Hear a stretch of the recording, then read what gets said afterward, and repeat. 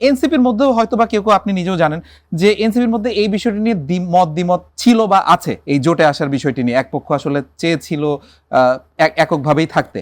আপনার ব্যক্তিগত মতামত কি? মানে জোটে না এসে রিপনদা যেটি বলছেন যে এককভাবে থাকলে এনসিপির জায়গাটা আরো দৃঢ় হতো, এই প্রত্যাশার কথা তিনি বলছেন। নির্বাচনের আগেও এটা উল্লেখ করেছি, আমরা এটা একটা সংস্কারপন্থী জোট করেছি। বিএনপি যদি বলতো যে তারা জুলাই সনদ এবং গণভোটের যে প্রশ্নগুলো, প্রথম 3টা প্রশ্নে যেই স্পেসিফিক, যে সাংবিধানিক প্রতিষ্ঠানের স্বতন্ত্রতা থেকে শুরু করে উচ্চকক্ষে সাংবিধানিক পরিবর্তনের বিষয়গুলো যাবে, এই ধরনের স্পেসিফিক ইস্যুগুলো যদি তারা বলতো যে আমরা এটা ভাই করব না, খালি যদি বলতো চেষ্টা করব, তারপরেও এই জোটটা বিএনপির সাথে হইতে পারত। কিন্তু আমরা স্বতন্ত্র, বিএনপি যে অভিযোগটি তোলে যে আপনারা তো নির্বাচনের আগেও সই করেননি জুলাই সনদে, এখন এই বিষয়টি সই করব যেই জুলাই সনদের মধ্যে বাস্তবায়ন প্রক্রিয়া লেখা নাই, সেই জায়গাটাতে আমাদের যেই প্রশ্নটা ছিল যে বাস্তবায়ন প্রক্রিয়া না লেখার কারণে আমরা এটা স্বাক্ষর করতে পারছি না।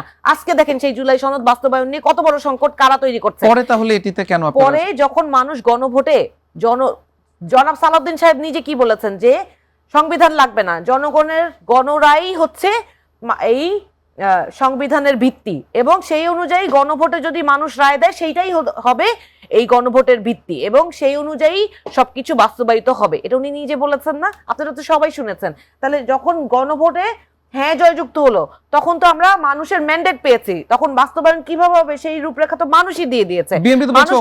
পালন করা হবে না, এখানে গণভোটের যে প্রশ্ন ছিল, আমি অন্য প্রসঙ্গে আমরা চলে যাচ্ছি, গণভোটের যে প্রশ্ন ছিল সেই প্রশ্নের প্রথম লাইনে লেখা যে জুলাই সনদ বাস্তবায়ন আদেশ এবং গণভোট অধ্যাদেশ অনুযায়ী এই 3টা প্রশ্ন, এই প্রশ্নের যেই প্রস্তাবনাগুলো সেইগুলো এর বাইরে যেগুলো আছে সেগুলো রাজনৈতিক দলের ইশতেহার অনুযায়ী। তাহলে ওই 3টা প্রশ্নে যেগুলো আছে সেগুলোর বিষয়ে কিন্তু কোনো আপোষ নাই, এবং সেগুলো বাস্তবায়ন করার জন্য সংস্কার পরিষদ হইতে হবে। যেই সংস্কার পরিষদের কথা বিএনপির 1 নম্বর দফায় লেখা ছিল, এখন বিএনপি বলে সংস্কার না সংশোধন পরিষদ। তাহলে আপনার 31 দফার প্রথম দফায় আপনি সংস্কার পরিষদ কেন লিখলেন? তখন কি না বুঝে লিখছেন? তখন ঠিকই বুঝে লিখছেন। এখন আপনি জাতির সাথে প্রতারণা করছেন। এখন আপনার মধ্যে কোন গুপ্ত বসবাস করে যে কোন গুপ্তর দ্বারা আদিষ্ট হয়ে আপনি নিজের ইশতেহারের বিপক্ষে গিয়ে দাঁড়ান, সেইটা হচ্ছে আমাদের প্রশ্ন। আপনি দেখেন এই যে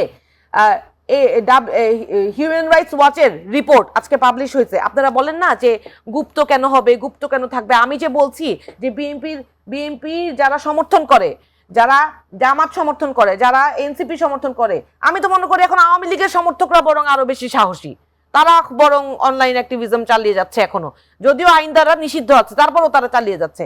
বরং এই সমস্ত রাজনৈতিক দল, ইনফ্যাক্ট এনসিপি পর্যন্ত, আমাদের তো এখন আর সেই দিন থাকা উচিত না, সেই পরিস্থিতি থাকা উচিত না যে আমাদের মত প্রকাশের স্বাধীনতা থাকবে না। এই কারণে আমরা এখনো নিজের রাজনৈতিক পরিচয়, রাজনৈতিক যেই মতবাদ সেটা প্রকাশ করতে পারবো না। কিন্তু জামাতের কি এরকম আশঙ্কা আছে যে সামনে আবার আওয়ামী লীগ আসতে পারে? আপনি দেখেন এখানে হিউম্যান রাইটস ওয়াচের রিপোর্টে কি বলছে, সাইবার আইনের অপব্যবহার। আমি ওইটাও বলছি, আপনি যদি বললেন উত্তরটা আমাকে দিতে হবে, যে না দেখেন খোঁচাইতে চাই না কিন্তু বাধ্য হয়ে বলে দিতে হয়। সাইবার আইনের, দ্য হিউম্যান রাইটস ওয়াচের রিপোর্ট, সাইবার আইনের অপব্যবহার আগের সরকারের, মানে ওই ফ্যাসিস্ট শেখ হাসিনা সরকারের, মিলিয়ে দেখেন আগের সরকারের দমন নিপীড়নের পুনরাবৃত্তি ঘটছে, এবং সেই নিপীড়নের একই রেশ ধরে এই পর্যন্ত মাত্র 26 দিনে 7 জনকে তুলে নেওয়া হয়েছে, জাস্ট বিকজ ফেসবুকে তারা সরকার বিরোধী মতবাদ দিয়েছে।